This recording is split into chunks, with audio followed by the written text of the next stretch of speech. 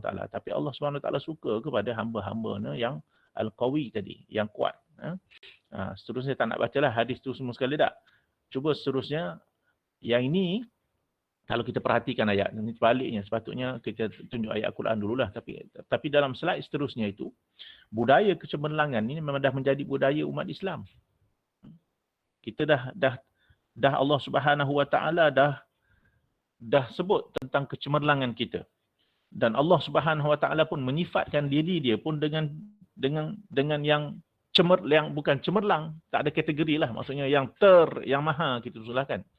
Yang melebihi segala sesuatu, yang sempurna. Dan kita ni tentulah dalam kategori kita sebagai makhluk ni tentu kita ada kelemahan, tapi dalam kelemahan pun Allah menciptakan kita dengan sebaik-baik ciptaan. Antaranya kalau kita tengok ayat tu, banyak ayat-ayat Al-Quran kalau kita tengok bila Allah Subhanahu Wa Taala menerangkan ataupun menyatakan tentang dirinya, tentang zatnya, tentang sifatnya, tentang af'alnya, Allah Subhanahu Wa Taala menggunakan dalam bahasa Arab kita sebut, kita panggil sirah yang superlatif. Superlatif ni maksudnya isim tafdil lah, superlatif yang atau yang mahal, yang maha agung, yang maha bijaksana. Ada. Sebab tu dalam Al-Quran antaranya Tuhan kata Tuhan guna ayat-ayat kan ahkamul hakimin umpamanya. Khairur raziqin, itu Tuhan menggambarkan diri dia. Maksudnya kalau Allah SWT berbuat, Tuhan buat dengan sempurna perbuatan Allah SWT. Sifat Allah SWT pun sempurna. Segala-galanya bagi Tuhan itu kesempurnaan. Itu kita belajar dari segi akidah. Orang usuluddin belajar lah. Even pelajar FKI semua sekali tahu kan, bila kita bincang tentang zat, tentang sifat, tentang af'al, Tuhan itu maha sempurna. Tak ada kekurangan pada Allah SWT. Mustahil Allah itu bersifat dengan segala sifat kekurangan. Tak. Jadi sebab tu bila Allah menggambarkan diri dia dalam Al-Quran pun dengan semuanya sifat-sifat yang superlatif kita sebut. Yang tak ada bandingan, yang tak ada tandingan bagi Allah Subhanahu Wa Taala. Gitu juga bila Allah Subhanahu Wa Taala menceritakan tentang manusia, tentang kejadian kita ni, Allah Subhanahu cakap apa? Bahawa manusia ni pun ahsanu khaliqin. Ahsanu taqwim. Laqad khalaqnal insana fi ahsani taqwim. Maksudnya sungguhnya telah diciptakan manusia itu, sungguhnya kami telah ciptakan manusia itu dengan sebaik-baik ciptaan, sebaik-baik bentuk. Itu manusia.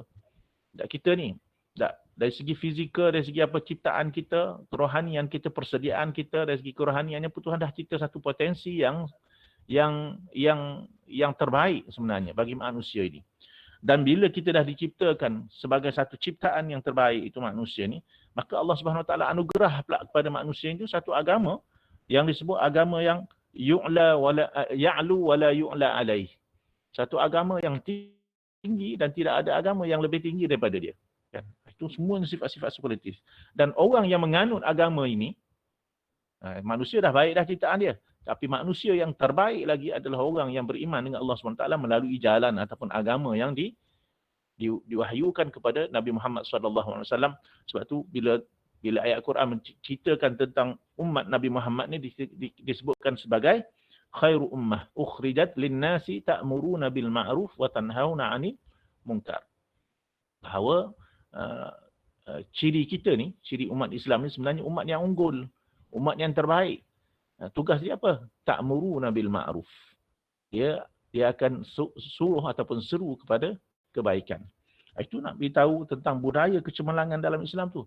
Sebab tu bila kita dan dia diberi anugerah, Tuhan menceritakan tentang diri dia sebagai Tuhan yang maha kaya, Tuhan yang maha agung. Kemudian Tuhan menciptakan makhluk, di kalangan makhluk itu Tuhan katakan bahawa manusia itulah sebaik-baik takwim, sebaik-baik kejadian, sebaik-baik ciptaan. Kemudian Tuhan anugerah pula kepada manusia ni satu jalan hidup, iaitu sebab agama Islam sebagai agama yang tinggi, yang tak ada lebih tinggi daripadanya. Dan kemudian yang menganut agama Islam itu diberi iktirafan sebagai orang yang mengikut ajaran Islam itu sebagai khairu ummah. Maksudnya generasi ummah yang terbaik. Sebab tu bila itu semua ada pada kita ni tentang keunggulan ni, maka Allah Subhanahu Wa Taala titahkan kepada kita pula. Dah diberi semua tiga perkara tadi kepada kita. Dah dibekalkan. Dijadikan kita sebaik-baik jalan. Yang dibekalkan dengan guidance. Maksudnya agama tu sebagai jalan lah. Satu tarik, satu Islam. Kepada kita satu cara hidup. maka kita pula diperintah oleh Allah Subhanahu Wa Taala untuk jadi orang yang buat sesuatu itu mengikut cara itu dengan sempurna. Itu budaya kecemerlangan, budaya keunggulan yang Islam ajar kita semua sekali. Dan apa ayat-ayat dia dalam Al-Quran banyak. Sebab tu Tuhan gesa kita ni fastabiqul khairat. Hendaklah kamu ni seolah-olah fastabiqu ni dahulu mendahului, maksudnya seolah-olah macam bersainglah dalam cara yang sehat untuk berbuat kebaikan. Macam kita bulan puasa dah. Kita bulan puasa ni macam banyaklah kesaan-kesaan sedekah lah, macam-macam lagi. Itu fastabiqul khairat. Tuhan kata buatlah baik. Berlumba-lumbalah kamu ke arah kebaikan ni. Tak. Kemudian banyak lagi dalam surah tu bila Tuhan suruh kita buat kebaikan, Tuhan dah cipta segalanya yang baik bagi kita dan Tuhan suruh kita buat yang terbaik, maka di akhirat nanti pula kita akan dihisap oleh Allah Subhanahu Wa Taala juga berasaskan kepada apa yang kita buat yang terbaiknya. Yang mana di antara kita yang terbaik. Sebab tu dalam suratul Mulk awal ayat itu kan Tuhan kata tabarakalladzi biyadihil mulku wa huwa ala kulli syai'in qadir alladzi khalaqal mauta wal hayata liyabluwakum ayyukum ahsanu amala. Tuhan kata untuk kami uji dan kami hisap nanti siapa di antara kita ni yang ahsanu amala, yang terbaik amalannya. Itu pun ayat tu pun kalau kita belajar bahasa Arab kan, ayat tu pun superlatif. Superlatif ni isim tafdil lah. Maksudnya Tuhan pilih, Tuhan cari di kalangan hamba-hamba ni yang unggul. Itu maksud unggul. Maksudnya ahsan. Kita ni kena jadi orang yang ahsan. Sebab Tuhan bagi kita yang terbaik dah. Tuhan beri pengiktirafan kepada kita sebagai ciptaan terbaik. Tuhan anugerahkan kepada kita, memberi kita hidayah dengan agama yang terbaik dan menyatakan itulah orang yang terbaik kalau bersama dengan agama ni. Dan kemudian Tuhan kita perlu buatlah kebaikan. Dan di akhirat nanti Tuhan akan cari di kalangan kita ni siapa di antara kita ni yang terbaik ataupun yang unggul tadi. Maksudnya budaya kecemerlangan ni dah sebenarnya sebati dengan umat Islam kalau kita faham. Umat Islam ni bukan satu umat yang lekeh. Umat yang sepatutnya unggul. Yang mengatasi umat-umat yang lain. Sebab tu perintah itu kita disebut sebagai khairu ummah ta'muruna. Oleh kerana kita ni umat yang terbaik lah, maka kita ni menjadi syuhada atas yang lain dan kita pula tugas kita adalah suruh orang buat baik. Maksudnya kita sepatutnya lead people to excellence. Kita sepatutnya umat Islam yang lead manusia ini dalam mengimarahkan dunia ke arah kecemerlangan, ke arah keunggulan. Tapi tak berlaku lah kan. Itu kat mana silap dia? Kita akan cari nanti kita akan bincang. Okey. Kemudian lagi.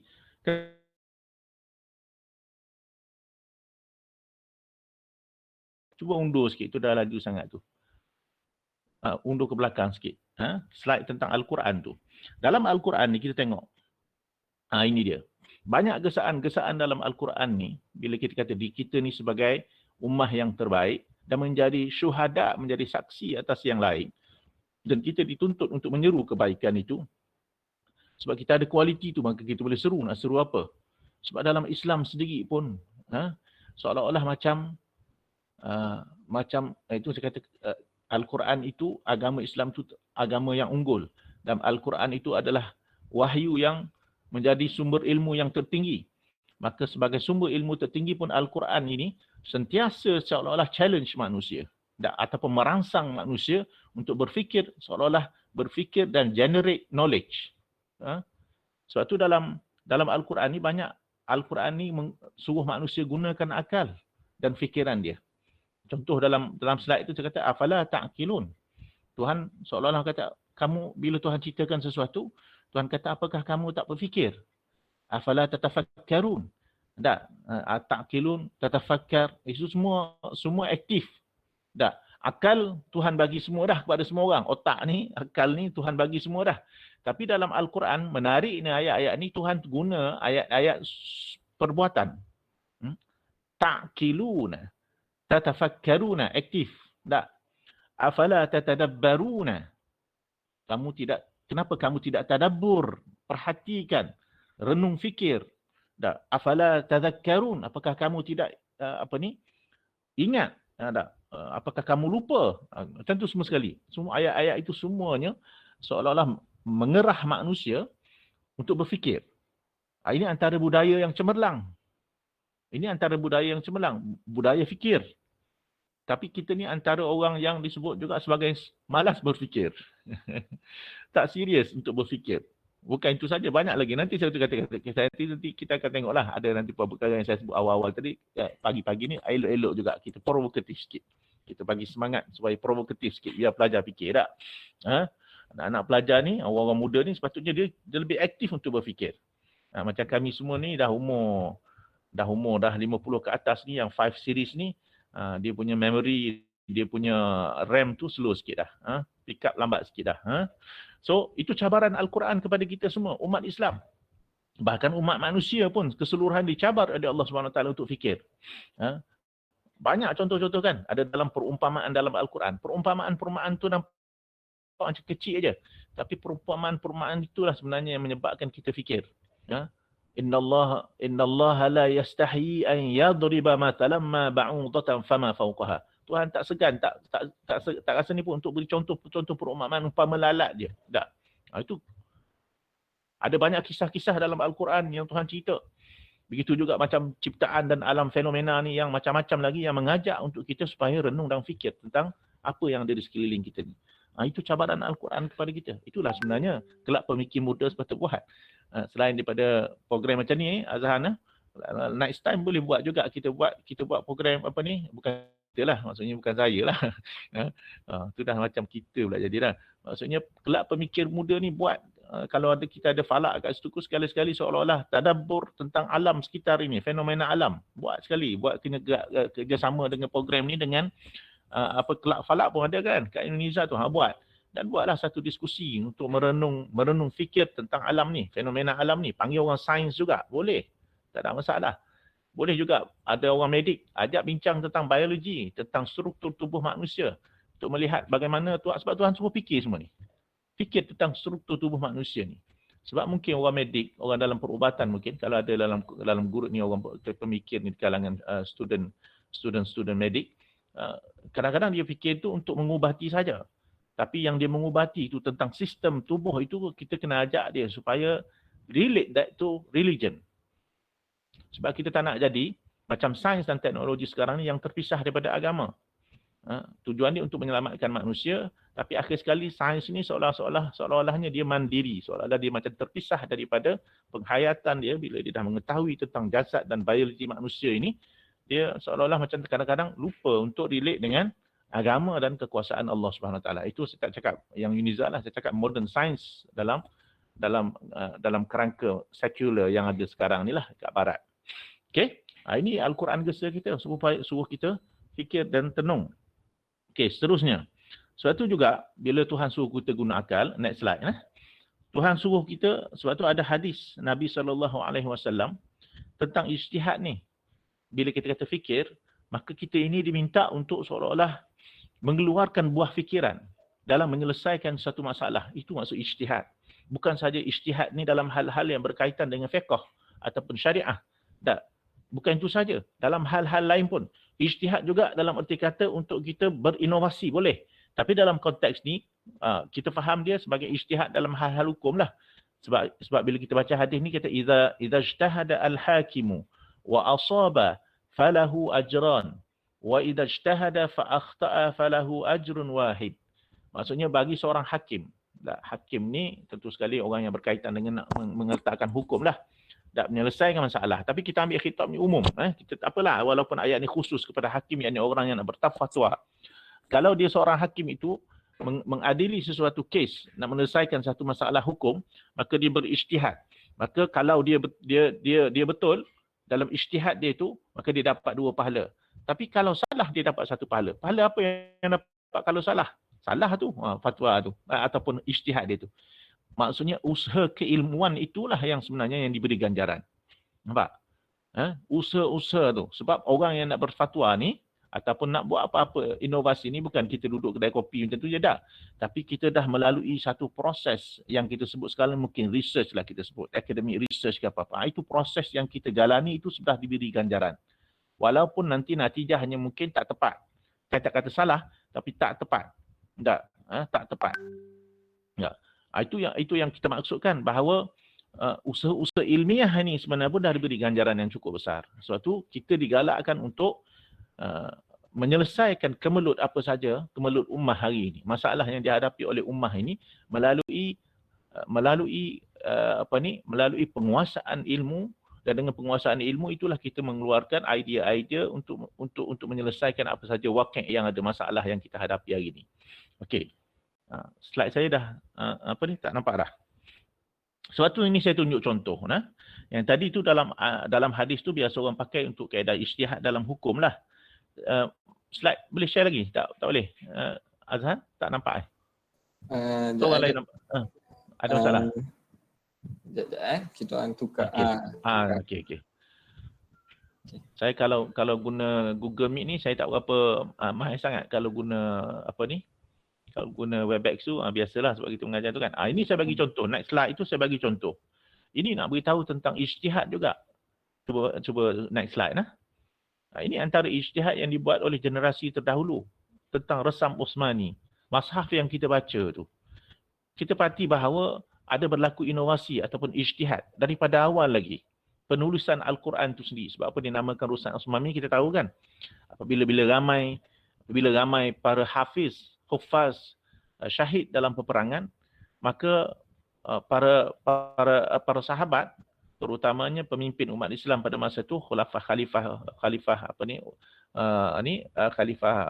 Islam yang awal, Uthman, dah membuat satu ijtihad, dah berbincang membuat ijtihad untuk menulis Al-Quran. Untuk menulis Al-Quran dan mentadwinkan Al-Quran. Maka dihimpunkan para hufaz, tulis, kemudian dihimpunkan satu mashaf. Dan yang masalah-masalah lain tu dihapuskan supaya tidak timbul kekeliruan di kalangan umat Islam, sebab wilayah Islam tu dah mula tersebar luas, dan hufaz ni makin kurang sebab yang terlibat dan yang syahid dalam peperangan dan sebagainya. Ini inovasi, ini ijtihad untuk membawa satu penyelesaian kepada isu yang melanda umat Islam. Sebab tu apa yang kita baca hari ini tu, kalau kita tengok dia punya inovasi tu, ini inovasi lah nak kata ijtihad ni. Kita tengok tu. Maksudnya next slide. Cuba tengok. Ini antara contoh-contoh dia. Cuba buka. Ni. Ini anak mashaf awal ni. Ini tulisan awal yang ditulis. Boleh baca tak agaknya? Tak boleh kot. Ramai yang tak boleh baca kan. Cuba tengok next slide. Ini tulisan awal. Okey, ini tengok. Ini kemudian dah ada sikit. Beza dia dah ada titik-titik. Cuba tengok. Dia ada dot-dot tu. Dot-dot itu adalah inovasi untuk membaca. Untuk memudahkan umat Islam membaca. Sehingga kan kita hari ni, kalau kita tak ada baris, kita tak boleh baca Quran. Melainkan orang yang hafaz lah. Tak. Kalau kita baca bahasa Arab pun lintang bukan tak. Nak tahu nahu tak. Tapi dah dibuat inovasi. Macam mana kita nak baca itu, pada masa ni tak ada harakat lagi. Cuma dipakai titik-titik saja. Al-Quran dengan titik ni dipanggil Nuqtatul Arab. Iaitu yang buat ni siapa? Abu Asad Ad-Du'ali, tahun 69 Hijrah. Dan kemudian dengan titik dipanggil titik Nuqtatul Ajam. Yang tadi Abu Asad, kemudian diteruskan pula usaha tadi, inovasi lagu orang lain pula ijtihad. Diteruskan pula Yahya bin Ya'mar dan Nash bin Asim Al-Layshi. Ini dua orang ni. Ini nak beritahu umat Islam selalu. Dalam hal-hal nak memudahkan ibadah pun, nak baca Quran ni kan ibadah, dan nak merujuk Al-Quran ni pun, ulama' terdahulu dah ada inovasi. Ini kualiti umat. Yang memudahkan generasi kemudian dan memudahkan generasi dia juga. Kan kita ni kan makin ke belakang.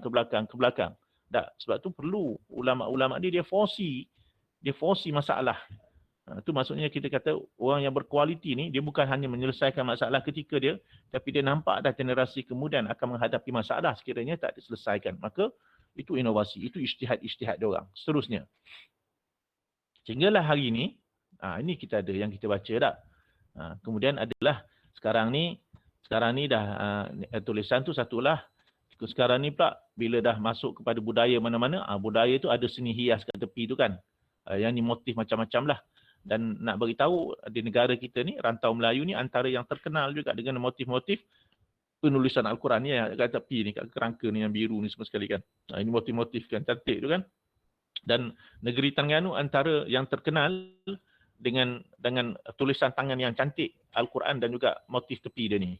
Yang ini diiktiraf sampai sekarang ni, dan juga disebut oleh Abdullah Mushi dalam pelayarannya. Dia kata bila dia melawat ke Terengganu, dia kata antara negeri yang dia kata cantik tulisannya, yang mahir Qurannya adalah orang-orang di Terengganu. Puji orang Terengganu sikit lah.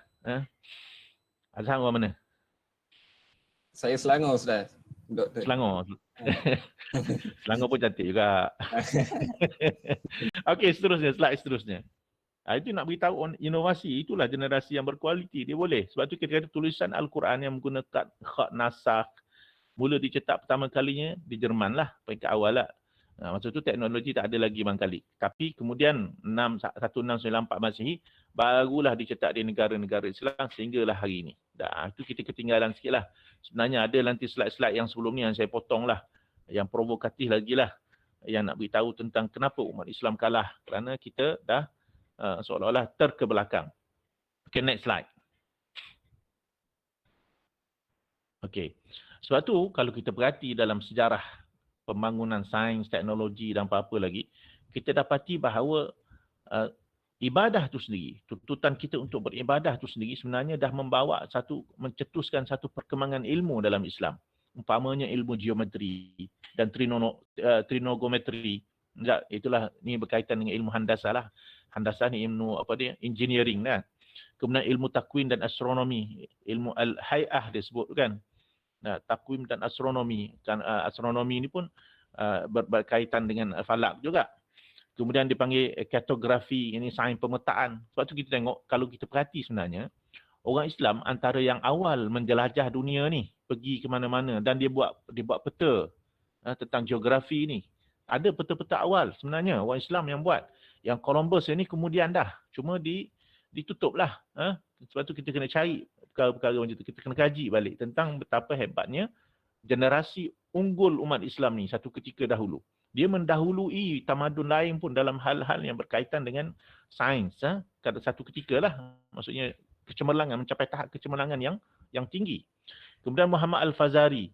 Dia buat ni astrolab jam matahari dan dia buat kompas. Kemudian ada nama Ibn Shatir yang mencipta jam matahari untuk Masjid Jami' Umayyah di Damsyik. Buat jam. Dan itu semua inovasi-inovasi yang semua ini sebenarnya nak beritahu agama itu sendiri. Bila Tuhan memerintahkan kita untuk beribadah ni, ulama dia berinovasi memikirkan bagaimana nak memudahkan kita serve Allah Subhanahu Wa Taala. Untuk beribadah kepada Allah Subhanahu Wa Taala. Itu sains dan teknologi muncul dalam Islam. Dia sangat berkait dengan agama. Sebab tu saya kata tadi, bila kita nak jadi ilmuwan, ataupun nak jadi saintis yang Muslim, dia kita faham perkara-perkara ni. Jangan kita pisahkan.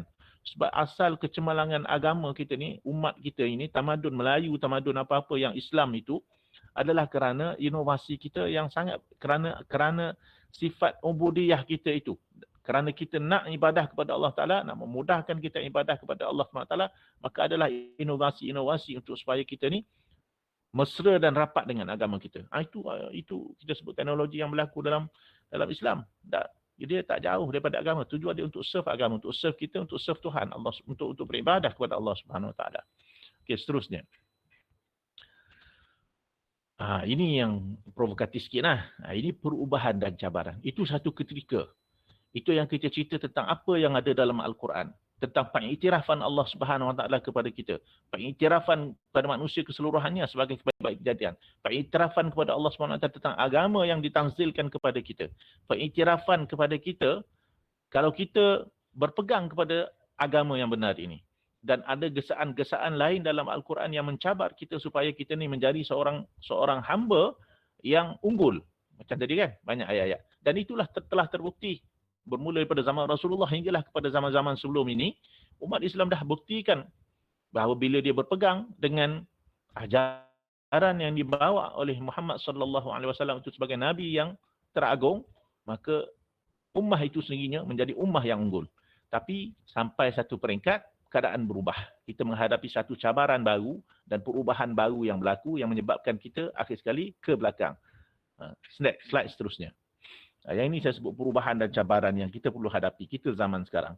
Ada satu peringatan daripada Nabi sallallahu alaihi wasallam tentang keadaan umat akhir zaman. Nabi kata apa tentang umat akhir zaman? Yushiku al-umamu an tada'a alaikum kama tada'a al-akalatu ila qas'atiha.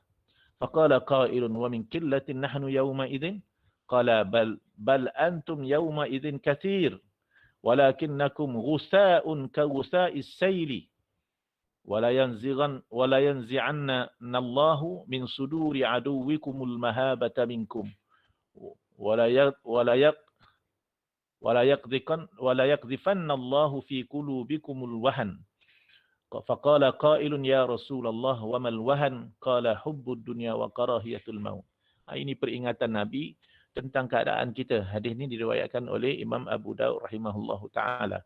Nabi kata apa? Hampir tiba masanya kamu dikerumuni oleh manusia seperti mana orang-orang mengerumuni suatu hidangan. Maksudnya kita ni diratah-ratah saja oleh orang lain. Umat Islam ni diratah-ratah saja. Maksudnya kita ni tak ada kualiti lah. Kita ni menjadi bahan jamuan orang. Dah, kita menjadi mangsa lah kira. Ini zaman kita.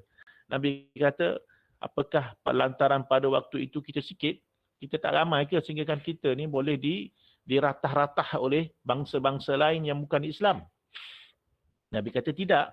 Nabi kata sebaliknya kamu ramai. Tapi kamu seperti buih ketika berlakunya banjir.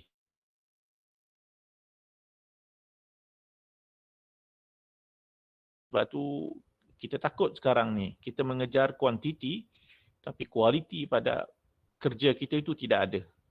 Jadi orang tak hirau pun. Tak ada impaknya.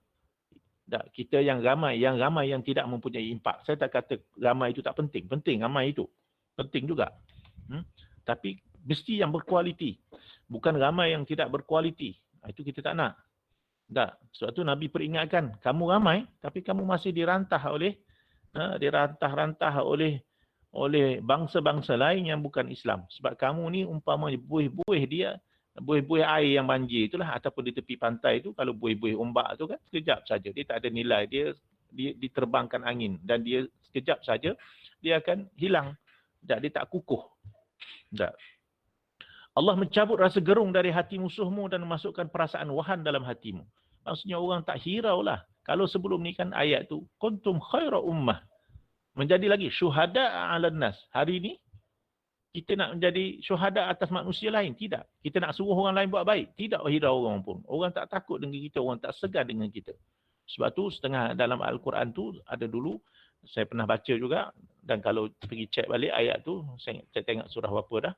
Tuhan kata tentang bagi kita umat mukmin ini, bagi Allah, bagi Rasul dan bagi mukmin ini, izzah. Dan izzah itu tak ada lagi dah. Izzah yang dijanjikan oleh Allah Subhanahu Wa Taala itu dah hilang daripada kita. Macam inilah peringatan Nabi tentang ramainya kita tapi orang tak gerun pun dengan kita. Orang tengok kita, orang tengok selekeh aja. Dan sekarang ni kita yang dicatur oleh orang lain, bukan kita mencatur pergerakan dunia hari ini. Kalau sebelum ni kan kalau kita tak ta'muruna bil ma'ruf, maksudnya kita yang lead. Kita yang ajak manusia. Tapi sekarang ni sebaliknya, kita yang mengikut, terhegeh-hegeh mengikut orang. Sebab tadilah kita tak ada kualiti yang disebut tentang kita umat yang berfikir, umat yang merenung setiap perkara tu tak. Tapi kita umat-umat yang mungkin nanti kita akan sebut seterusnya, next slide. Ini antara perkara-perkara yang saya kata cuba fikir benar ke tidak. Okey, terusnya, slide seterusnya. Yang ini satu kenyataan yang dikeluarkan, tulisan yang dikeluarkan oleh penjajah nak menggambarkan kita umat Melayu, umat Islam, bangsa Melayu ini. Ditulis oleh Frank Swettenham. Iaitulah the first resident of the Federated Malay State. Merupakan residen Inggeris pertama bagi negeri-negeri bersekutu di Semenanjung ini. Apa ditulis dalam buku ni, The Malay Sketches, tahun 1895 ditulis tentang orang Melayu. Saya ambil dulu punya tulisan ni, tapi cuba perhatikan tulisan ini, padankan dengan keadaan kita sekarang. Apa dia kata The Real Malay tentang orang Melayu ni? Kita semualah, termasuk saya ni. The Real Malay Disposition. Tu maksudnya, saya potonglah. Disposition maksudnya sifat orang-orang Melayu ni. Melayu. Is generally kind. Ini puji dulu. Dia kata orang Melayu ni baik. Betul. Setuju. His manner are polite and easy. Orang Melayu ni, dia punya perangai dan tingkah laku sangat sopan dan juga mudah. Mudah berkira lah orang kita sebut dah. Never clinging. Tapi dia kata never clinging. Clinging ni maksud dia kita ni tak mudah tunduk kat orang. Maksudnya dalam banyak hal kita tak mudah ikut-ikut macam tu je. He is reserved with strangers and suspicious. Maksudnya kita ni orang Melayu, kita sangat berhati-hati dengan orang-orang luar, dan kita maksudnya ada sedikit keraguan lah, kita tak mudah percaya dengan orang. Sebab tu kita pun tak mudah tunduk dengan orang. Kan? Though he does not show it, walaupun dalam keadaan itu orang Melayu ni tak akan tunjuk sikap dia tu. He is courageous.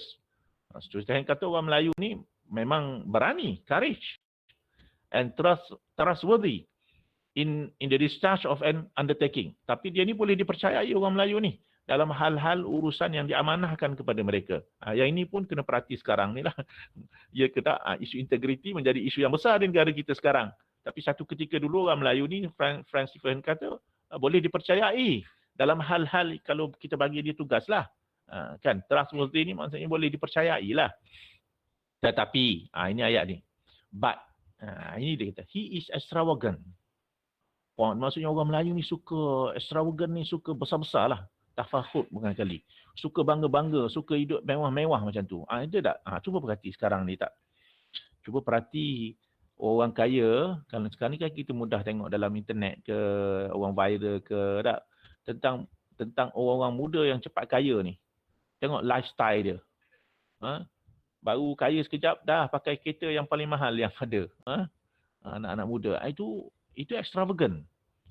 Sikap orang Melayu dulu ditunjukkan oleh Stephen ni. Dia kata form of borrowing money and very slow in repaying it. Dulu saya buat kenyataan ni ketika saya diminta untuk bagi satu seolah-olah ceramah yang dijemput oleh Tekun. Tekun ni macam satu agensi bawah government dulu yang memberi modal, suntikan modal kepada peniaga-peniaga kecil Melayu. So saya sebut yang ini. Dan orang-orang Tekun kata, inilah isu dia. Pinjam, tapi tak boleh.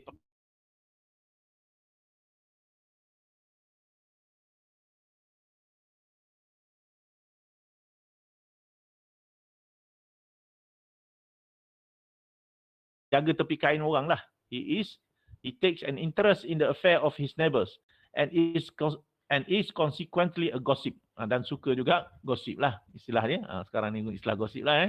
Cerita orang. Suka ambil tahu orang. Maksudnya ambil tahu dalam hal-hal yang patut tak apalah. Tapi kita ni suka gosip dalam banyak hal. He is however lazy. Ini yang saya highlight tu. He is however lazy to a degree. Tapi orang Melayu ni disebut Stephen, dia kata malas.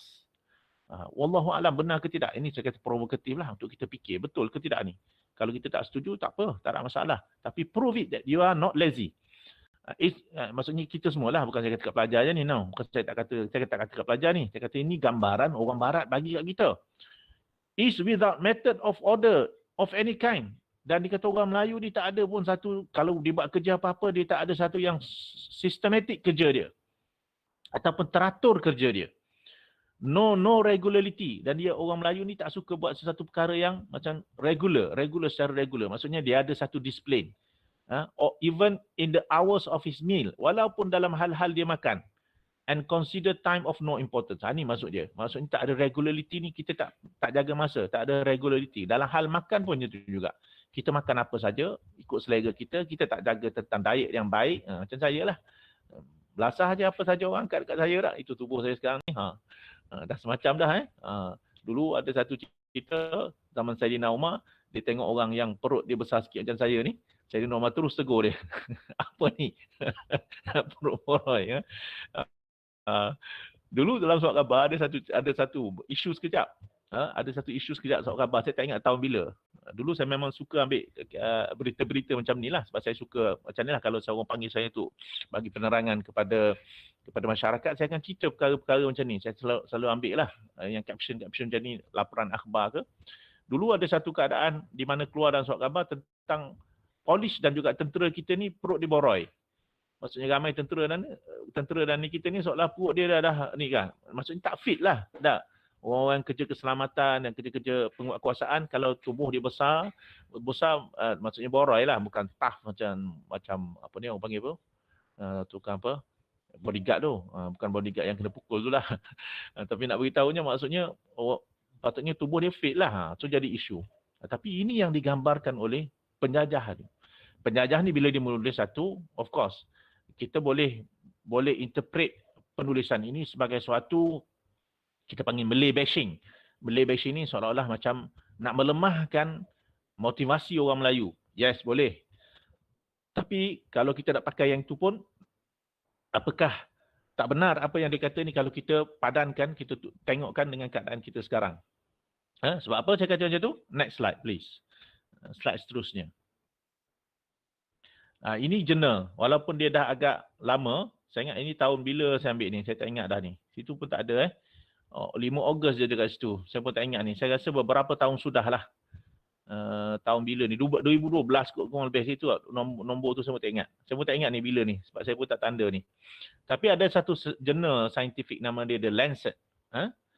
Cuba Google balik nanti, saya tak ingat tahun berapa ni sebab saya tak letak kat situ. Tu ada dia punya apa tu? Link dia tu kan. Dia kata London 5 Ogos. Satu kajian mendapati Malaysia berada di tangga ke-10 negara paling malas di dunia. Dalam banyak-banyak negara tu, Malaysia dikategorikan sebagai rakyat dia tu 10 negara yang paling malas di dunia dengan 61.4% penduduknya tidak aktif. Ini keputusan kajian global daripada 122 kita nombor 10. Bayangkan. Of course lah, kalau orang nak petikai lagi, of course dalam akademik kita boleh lah buat research balik. Maksudnya kita buat hipotesis baru lah tentang kajian ni tak berapa tepat. Boleh, tak ada masalah. Tapi kita pun perlu ambil perhatian juga kepada kajian-kajian macam ni. Of course, bila kajian dibuat oleh orang barat tu, kita macam tadilah, kita kena ada juga reserve in mind bahawa dia orang ni ada agenda lain. Seolah-olah macam saya sebut tadi, dia nak Malay bashing, kita nak tunjuk bahawa orang Melayu malas, dan bila keluar kenyataan mana ni, dia pun sebenarnya attack negara kita dan arti kata dia akan menyebabkan pelabur-pelabur ataupun company-company yang besar tak nak melabur di negara kita. Sebab dia kata tak kondusif ni keadaannya, rakyatnya tak apa ni. Betul. Tapi kalau kita tengok di negara kita pun sekarang ni macam itulah. Mungkin gawat sekarang ni, mula ramailah kita tengok orang kerja macam-macam. Tapi satu ketika dulu, kita dapati ramai yang bekerja di negara kita ni orang luar juga. Saya pernah pergi ke di negara apa ni yang kaya ni? Allahu Akbar, Arab ni. Boleh katakan orang-orang negara tu tak ada pun yang ni. Semua orang-orang luar yang menggerakkan negara dia. Di Dubai kat silap saya. Dubai antara saya pergi beberapa negara kat situ lah. Negara tu memang negara kaya lah. Dan rakyat dia mewah lah. Dia tak bekerja lah. Kebanyakannya dia dapat macam banyak subsidi sangat lah. Mungkinlah cara dia faham. Dia dah ada segala-galanya. Kerajaan provided belaka semua subsidized. Maka dia tak nak kerja. Dia tak aktif. Semuanya yang membangunkan negara tu, sektor apa-apa tu orang-orang asing yang dibayar lah datang ke negara dia. Bagus ke macam tu? Saya kata tak bagus. Negara tu mudah kolaps bila orang tu lari, pakar-pakar tu lari. Sepatutnya dalam keadaan negara yang kaya macam tu, kita develop kita punya sumber manpower untuk supaya lebih macam tadilah, sebab Quran suruh kita, Allah Subhanahu Wa Taala suruh kita fikir, aktif, buat baik ini, not kerana nak jadi kaya, tapi untuk imarahkan dunia ini. Walaupun kita dah duit banyak, bukan bererti kita tak perlu kerja, kita tak duduk saja aja makan hasil itu je. No. Aktif, maksudnya itu tugasan kita umat Islam supaya sentiasa lead the world.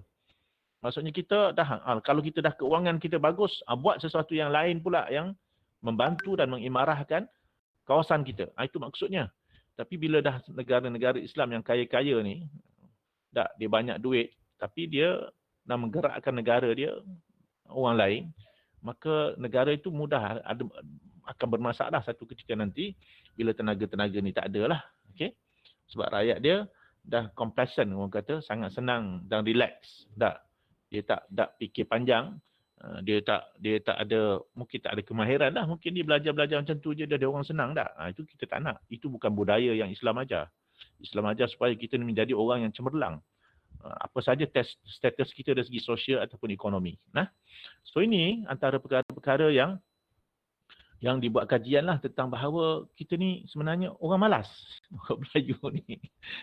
Malaysia ni, saya tak kata lah berapa persen ni dia kata ni Melayu ke tidak. Tapi majoritinya orang Melayu lah. Sebab tu kalau antum semua perhatikan, bila dia sebut saja tentang sektor awam, ataupun apa sajalah yang berkaitan dengan kerajaan, dikatakan lembab dari segi pentadbiran, macam-macam lagi lah. Kenapa macam tu? Sebab itulah tempat-tempat yang didominasi oleh orang Melayu sebagai kaki tangannya. Kan sebab tu kalau kita banding orang swasta kan orang selalu cakap gitu kan.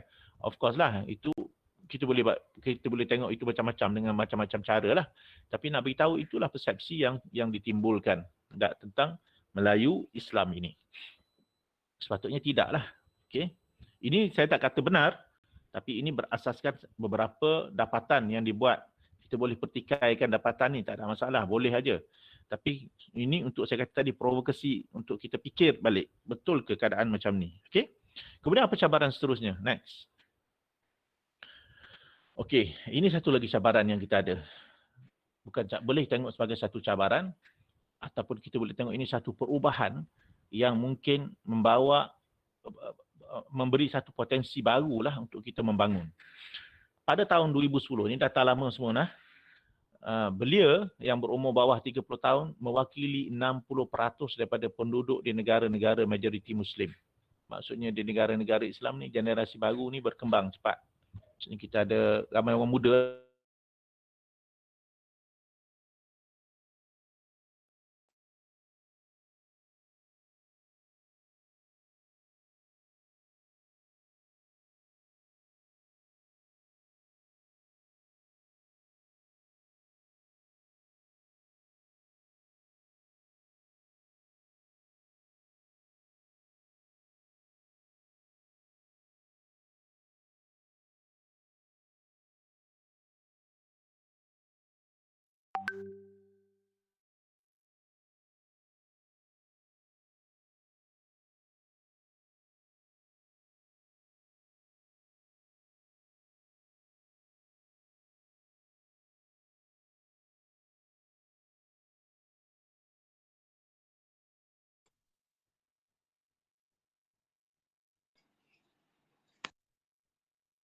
Boleh dengar saya tak? Boleh Doktor, boleh. Putus, saya tengok apa ni, saya punya laptop ni, saya pakai handphone lah, tak apa, tak ada masalah. Sebab kita ini tak tahulah ada apa hal pula ni, sebab saya punya tu nampak dia putus. Okey, tapi saya sambung balik. Seterusnya kita cakap tentang perubahan. Perubahan ni maksudnya dari segi demografi saya sebut tadi kan. Maksudnya sekarang ni kalau kita perhatikan demografi ni negara ni mencatatkan pertumbuhan orang muda ramai. Maksudnya ada generasi pelapis. Balik. Itu satu saya tutup balik. Okey. Okey dah? Boleh dengar? Boleh dengar Doktor. Okey, baik. So ini apa ni? Perubahan ini dari segi demografi ini kita anggap itu satu potensi lah. Bila ada ramai orang muda sebenarnya satu potensi. Tapi potensi ni potensi lah. Kita kena actualize potensi ni ke arah mana. Kita nak pupuk ke arah mana orang-orang muda ni. Macam antum semua ni orang muda. So nak pergi ke mana nanti? Kita nak channel ke mana? Nak bawa ke mana? Antum semua nak jadi apa? Itu perkara-perkara yang kita kena fikir. Kita fikir sendiri selain daripada orang lain yang nak lead kita, nak bawa kita ataupun nak usher kita, nak tunjuk kita laluan. Kita pilih. Kita nak apa? Tak. Tapi ini satu perubahan yang berlaku lah. Dan perubahan-perubahan ini sangat penting untuk diperhatikan. Kelab-kelab pemikir muda ni kena ada data-data macam ni juga. Supaya you tahu nanti. Kalau di negara kita percentage orang kat universiti berapa ramai? Nak pergi ke mana? Apa prasarana yang ada? Dari segi apa ni? Kita nak keluar tu nak buat apa? Semua tu kena ada. So team you all ni macam mana? Lepas graduate nanti nak disperse macam tu je ke? Ataupun nak terus utuh intact bersama? Terusnya berbincang tentang perkara-perkara besar. Big question. Tak, bukan hanya dah terbawa-bawa. Betul lah kita nanti keluar akan nak bina keluarga semua sekali. Tapi dalam masa yang sama kita jangan lupa untuk sentiasa mengasah fikiran kita dan juga kemampuan akli kita dan kepribadian kita dengan ilmu dan perbahasan-perbahasan yang kita buat kat universiti. Jangan terus tinggal aja, tak boleh. Tak. Kemudian dikata dalam kita kata generasi majoriti adalah orang muda. Generasi dia merupakan ni satu hal, pengguna tegar teknologi maklumat. Ini satu perkara juga berbanding dengan saya, orang yang dah senior ni. Orang muda ni memang kalau kita perhatian anak saya pun macam tu juga. Most of the time dengan gadget dia orang lah. Most of the time. Saya rasa dekat universiti pun macam tu juga. Semuanya dengan handphone, dengan apa-apa lah. Dan dengan handphone ni sebagai alatan ni, okay, no problem. Tapi kandungan yang ada tu kita buat apa? apa yang kita tengok, apa yang kita baca, apa yang kita gunakan dia untuk apa. Sebab tu Profesor Wat Makno dia kata, ni dia memberi peringatan. Ini kita kekhawatiran kita. Tidak semua maklumat dan pengetahuan akan memberi manfaat kepada diri atau masyarakat. Dan kita tahulah tak, ini tak payah sebut pun. Masing-masing ada kat tangan masing-masing tu. Kita guna untuk apa. Dan apa ada dalam tu macam-macam dah sekali. Tak boleh nak dikawal lah. Dulu saya selalu sebut kepada anak-anak saya pun. Saya kata zaman Walid dulu, kalau kat rumah, datuk dia lah, ayah saya. Maksudnya hatta kalau nak makan tu sendiri pun, kalau telefon berdering, telefon dulu kan telefon lekat yang kat ada wayar tu kan. Telefon berdering pun dia kata jangan angkat masa makan. Masa makan tu masa dia bersama keluarga dengan anak-anak dia makan. So dia tak akan jawab. Kalau orang tu call balik pun dia suruh seorang jawab, kata call balik, ayah makan. Macam tu je. So beritahu macam tu je. Lepas tu tak, dia tak akan jawab. So kami akan selesaikan makan dulu. Itu ayah saya. Nak beritahunya, dia mengatur kita tu. Ada masa untuk ini, ada masa untuk tu. Dan kita tak tengok TV sampai 24 jam. Dulu TV sampai pukul 11 je dah tak ada channel dah. Dan tak banyak pilihan. Zaman saya dulu. Zaman saya budak-budak dulu. Tak ada pilihan banyak. Tapi sekarang ini, macam-macam rancangan kita dihidangkan dengan macam-macam perkara. Tak. Jadi kita perlu apa? Sebab semua yang dihidangkan kepada kita itu bukan keperluan kita pun. Ada perkara yang kita tak perlu pun. Tapi kita kadang-kadang spend banyak masa untuk perkara-perkara yang bukan menjadi keperluan kita. Sebab tu Prof. Wan kata, kalau hal-hal yang berkaitan dengan maklumat dan pengetahuan ini tidak semua itu memberi manfaat kepada diri dan masyarakat. Bahkan fenomena ledakan maklumat yang tidak terkawal boleh menimbulkan kekeliruan dan ketidakstabilan. Itu dikhawatiri. Bila terlalu banyak sangat maklumat, ada satu hal. Bila kita ada terlalu banyak sangat maklumat, dalam apa sekalipun, dalam hal agama pun sekarang orang Google je cari aja kan. Itu kadang-kadang akan menimbulkan kekeliruan pada kita. Bukan keliru ni bukan tak tahu, tapi bercampur bau dah antara yang benar dan yang salah. Ataupun maklumat tu benar tapi susunannya dalam minda kita tu, dalam pemikiran kita tu dah tak tersusun dengan elok. Kita tak tahu yang mana utama dan yang mana terkemudian. Itu pun keliru kita panggil. Kita meletakkan perkara yang less important sebagai urgent dan important. Dah ada perkara tu dia tak penting pun. Tapi kita angkat dia menjadi satu perkara dah lah urgent dan important pula. Nampak? Jadi tak penting pun tapi kita urgentkan dia. Itu perkara-perkara yang kita kata kekeliruan. Yang inilah yang menjadi isu yang sepatutnya kita tangani. Okey, seterusnya. Boleh slide seterusnya. Ini saya petik salah seorang tokoh besar lah. Dia ni pengkritik kepada sistem modern education. Nama dia Mortimer J. Adler. Mortimer J. Adler ni, dia adalah salah seorang editor kepada Encyclopedia Britannica.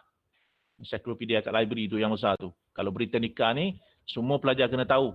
Dan mesti tahu nak rujuk dia. Sebab itu sangat membantu Britannica ni. Dan selain daripada Britannica, jasa besar Adler ni adalah mengumpulkan buku-buku yang dikira sebagai magnum opus. Magnum opus ni karya-karya agung bagi pemikir-pemikir utama barat. Dia kumpulkan dan dia buat satu siri. Tu kat belakang tu. Kalau tengok saya punya belakang rak tu, tu atas tu. Tu saya beli. Harga dia, tu saya tunjuk kat atas tu. Saya ambil satu lah, tunjuk lah. Harga dia saya beli 5,000. Bayar ansur-ansur. Zaman saya belajar ni, bukan sekarang. Dulu saya beli.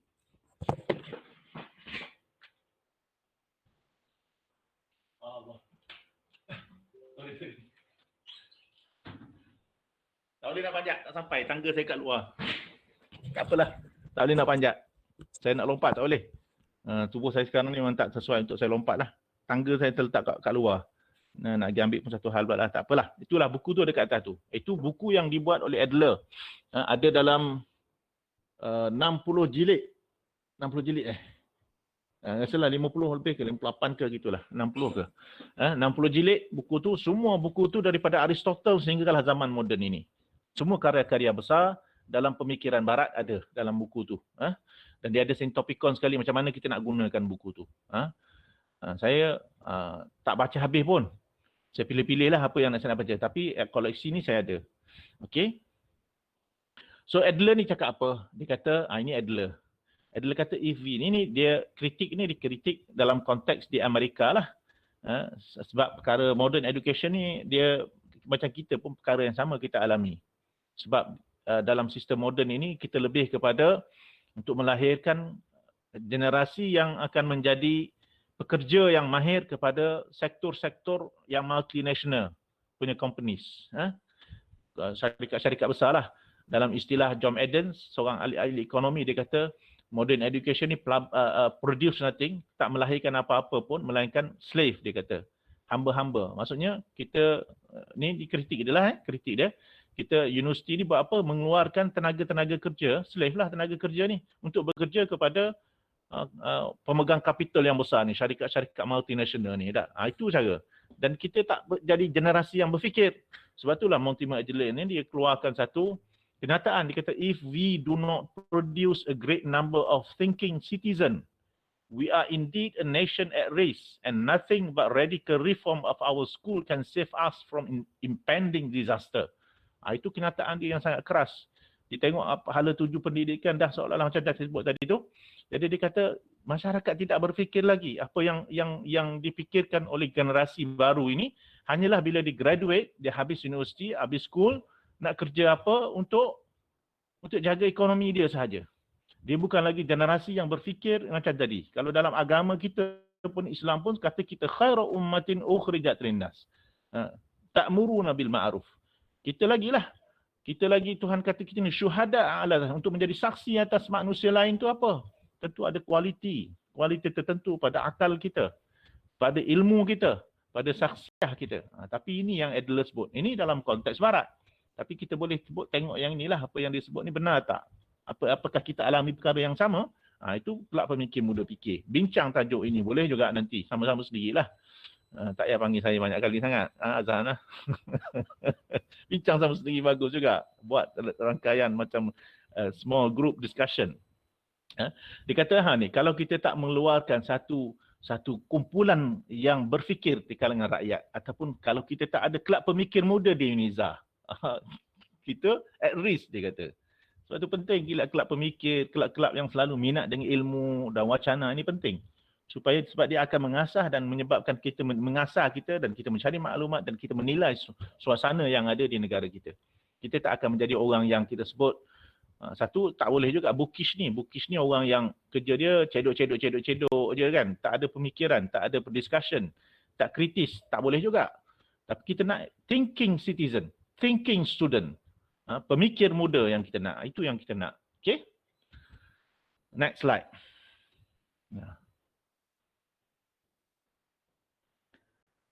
Next slide. Ni saya nak cakap apa requirement kita untuk jadi orang yang unggul lah. Tentu sekali ada banyak perkara-perkara lain yang kita buat, tapi saya akan fokus kepada satu yang dikarang oleh Profesor Wan Muhammad Nur Daud. Saya rasa semua orang kena baca buku ni. Saya pun ada, buku ni dah lama dah, tapi ni yang saya tunjuk ni, Budaya Ilmu ni kan. Yang ini yang terbaru lah, cetakan terbaru. Saya ada je cetakan awal dulu yang warna kuning. Yang ni yang terbaru lah, yang kesis keluar. Budaya Ilmu ni. Yang ini saya rasa kena baca.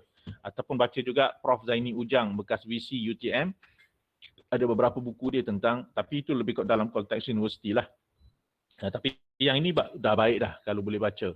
Kalau tak mampu boleh pinjam kat library tu. Saya rasa kat library ada. Kalau kat library tak ada, cadangkan supaya dia beli buku ni untuk dia letakkan kat library.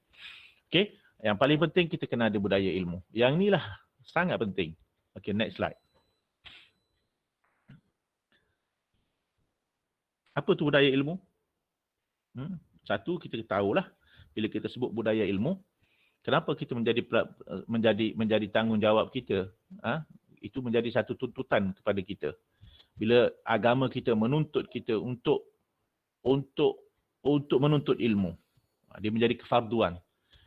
Dalam agama kita Islam, menuntut ilmu tu fardu. Maksudnya kalau kita buat dapat pahala, tinggal berdosa.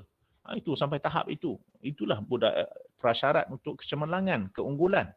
Kita jangan bermalas-malas dalam hal-hal pencarian ilmu. Sebab Allah SWT dah kan banyak firman tu, bacalah dengan nama Tuhanmu yang menjadikan. Kemudian Rasulullah kata lagi, tuntut ilmu satu kefarduan ke atas setiap Muslim lelaki dan perempuan. Ini jelas, kita selalu dengar dan selalu kita baca. Tapi implementasinya macam mana? Sikap kita terhadap ayat-ayat ini macam mana? Ataupun kita mengambil ini sebagai satu titah ataupun perintah yang enteng yang kita boleh malas-malas untuk laksanakan. Tak, Ini tuntutan ini kefarduan ini, maksudnya wajib. Yang meninggalkan satu perkara yang wajib, maka jatuh juga atas kita itu dosa.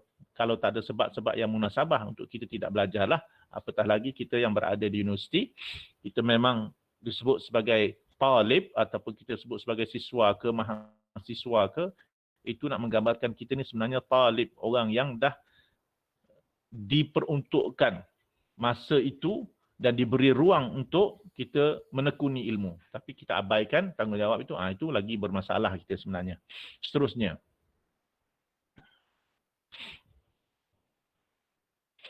Okey, ni kita perhati tentang pentingnya ada budaya ilmu ni. Dalam buku Perahuan Muhammad Noor ni, dia katakan, dia bagi satu analogi lah tentang pentingnya. Dia kata dalam sejarah, ada bangsa-bangsa yang tertentu yang terkenal sebagai bangsa-bangsa yang ganas. Bangsa-bangsa yang dari segi fizikalnya, dia mampu menawan orang lain. Dari segi fizikalnya lah.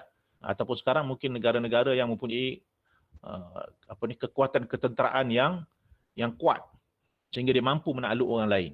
Dan itu berlaku dalam sejarah apabila orang Jerman ni terkenal sebagai bangsa-bangsa yang kasar, bangsa-bangsa yang suka berperang macam tu. Dia akhir sekali dia berjaya menakluk Rom. Dia menakluk Rom. Rom ini bukan bangsa, dia ada tentera dia of course.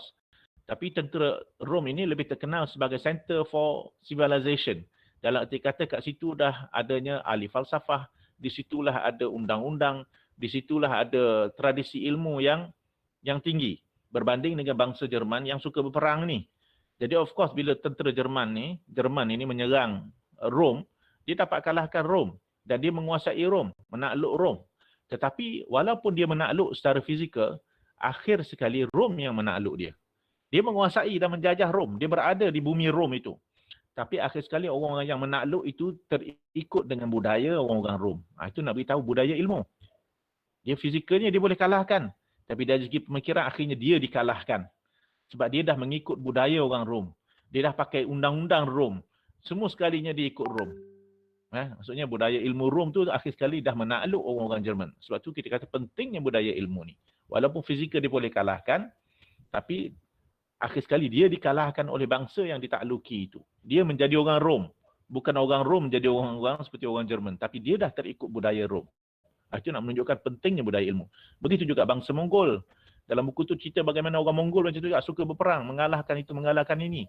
Tapi bila dia menakluki Cina, orang Rom tu mengikut. Sebab Cina ni satu tamadun yang lama. Ada banyak teknologi juga. Akhir sekali orang-orang Mongol itu dah dipengaruhi oleh budaya orang-orang Cina. Nampak?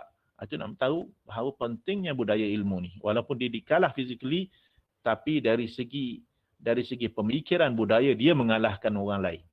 Sebab tu hari ni, walaupun orang barat tak menjajah kita, dia tak physically ada kat kita, di negara kita, tapi kita sebenarnya masih lagi terjajah. Kita masih lagi mengikut dia lah. Apa saja yang kita buat, sistem dia macam-macam. Itu nak ubah, of course, take time. Sebab kita dah lama ditekan begitulah. Okay? Sebab tu di sini Perahuan kata segala unsur harta, tahta, dan kuasa semua sekali ni, bukanlah merupakan ciri sebati dengan diri seseorang atau bangsa. Malah ia boleh memeluk atau menganut nilai dan ciri tamadun lain jika tidak ditunjangi oleh budaya ilmu yang baik. Bangsa yang tidak besar jumlahnya boleh memberi pengaruh yang besar kepada bangsa lain yang lebih besar dan kuat. Tadilah nak cerita-cerita tadi yang tu kan.